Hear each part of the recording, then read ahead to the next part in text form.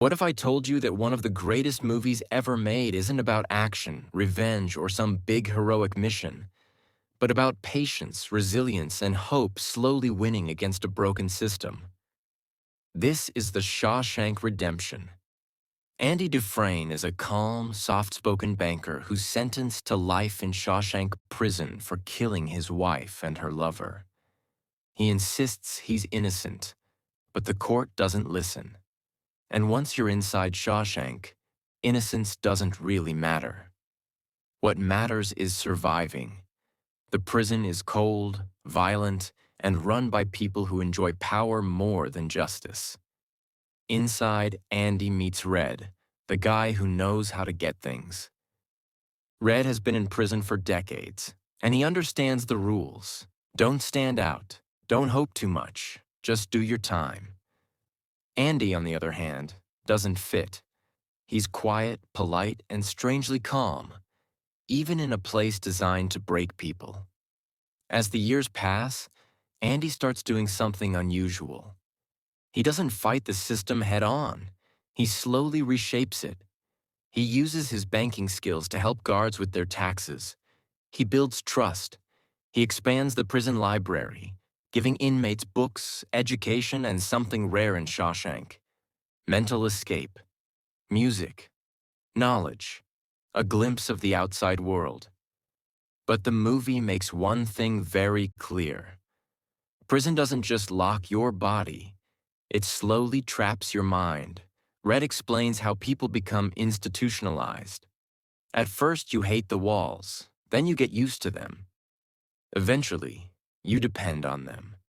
That idea becomes heartbreaking when we see inmates who can't survive outside after release. Andy never lets that happen to him. When Andy learns the truth, that another inmate confessed to the murders, he finally has real proof of his innocence. But the warden shuts it down instantly. Why? Because Andy is too useful. He launders money, manages corruption, and keeps the system running smoothly. In Shawshank, justice is less important than control. That moment is the turning point. You realize Andy has been preparing for something far bigger than parole. For nearly 20 years, Andy has been digging a tunnel behind a poster in his cell. Slowly, quietly, patiently, and one stormy night, he escapes, crawling through 500 yards of sewage before emerging into the rain, completely free. That iconic scene isn't just about escape. It's about rebirth, about reclaiming a life that was stolen. Andy exposes the corruption, drains the warden's fake accounts, and disappears. The system collapses under its own greed. The warden, faced with truth, chooses the coward's way out.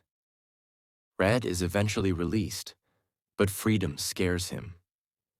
The world has changed. He feels lost until he remembers Andy's words about hope. So he breaks his parole, follows the promise Andy left behind, and finds him on a quiet beach in Mexico. No dramatic music, no loud celebration, just peace. The Shawshank Redemption isn't about prison. It's about holding on to hope when everything around you is designed to crush it. It reminds us that real freedom starts in the mind, and that sometimes the longest plans lead to the most beautiful endings. Because hope, after all, really is a good thing. Maybe the best of things, and no good